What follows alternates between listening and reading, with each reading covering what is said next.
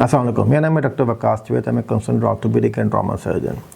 आज मैं एक बड़े कॉमन टॉपिक के बारे में बात करूंगा, जिसके बारे में बहुत सारे पेशेंट्स को बहुत सारी क्वेरीज हैं और बहुत सारे मिसकंसेप्शन भी हमारी सोसाइटी के अंदर। वो है हमारी बोन की स्ट्रेंथ। उसको कैसे असेस कर सकते हैं, उसको कैसे इम्प्रूव कर सकते हैं ताकि आपको लॉन्ग टर्म इश्यूज़ ना हो। अच्छा, वेरी इंटरेस्टिंगली जो आपकी बोन स्ट्रेंथ है वो मल्टीपल फैक्टर्स पर डिपेंड करती है। उसके अंदर आपका इनटेक और इसके अलावा आपका activity level and lifestyle, all these things play a very important role. अगर हम इनटेक की बात करें तो the people who have a good calcium and vitamin D intake, जिसके अंदर दूध स्पेशली जो कि फोर्टिफाइड होते हैं विटामिन डी के साथ, जिनमें विटामिन डी एक्स्ट्रा ऐड होता है। इसके अलावा eggs, fish, liver, cheese, mushrooms, ये वो चीज़ें हैं जो कि आपके विटामिन डी के नेचुरल सोर्सेज हैं। इसके अलावा बहुत सारी जो वेजिटेबल्स हैं, they give you some calcium and vitamin D also, जो कि आपकी बॉडी के अंदर हेल्प आउट करता है आपकी बोन को स्ट्रेंथन करने के लिए।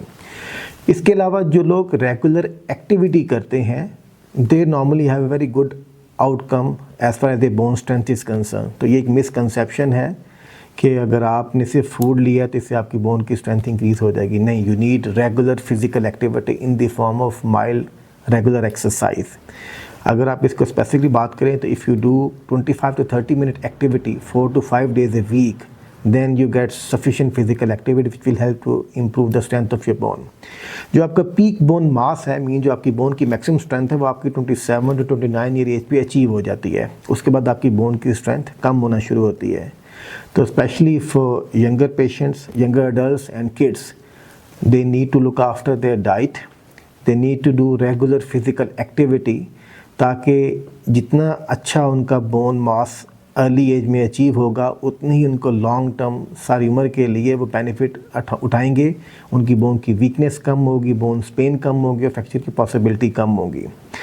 अच्छा, इसके अलावा एक बड़े कॉमन सिनेरियो है कि जब भी कुछ बच्चे हमारे पास आते हैं फ्रैक्चर के बाद या एडल्ट्स आते हैं, तो दे ऑलवेज गेट कंसर्न कि इनकी बोन वीक तो नहीं है। तो देखें, एनी इंजरी के बाद कोई हड्डी फ्रैक्चर हो सकती है। इसका मतलब ये नहीं कि आपकी बोन वीक है। If you take a regular diet, you do regular physical activity, then it helps to improve the strength of your bone. और किसी भी इंजरी का मतलब ये नहीं है कि आपके अंदर कोई बोन की डेफिशिएंसी है, कोई बोन की वीकनेस है। हाँ, हम आपके से ब्लड टेस्ट करवा के असेस करवा सकते हैं कि आपके vitamin level and calcium levels ठीक हैं, लेकिन इसके अलावा इसमें आमतौर पर कोई और कंसर्न नहीं होता। इसके अलावा मैं एक चीज़ और मेंशन करना चाहूँगा कि जो स्मोकिंग है, that had a very poor affect, very adverse affect on your bone strength. तो अगर आप स्मोक कर रहे हैं, इट मीन्स कि यू आर प्री डिस्पोजिंग, या आप अपने आप को प्रोन कर रहे हैं बोन वीकनेस पे, फ्यूचर बोन पेन के लिए और फ्रैक्चर्स के लिए। तो smoking is injurious to health for lots of ways, but it also have a lot of adverse affect on your bone quality and bone strength. Thank you.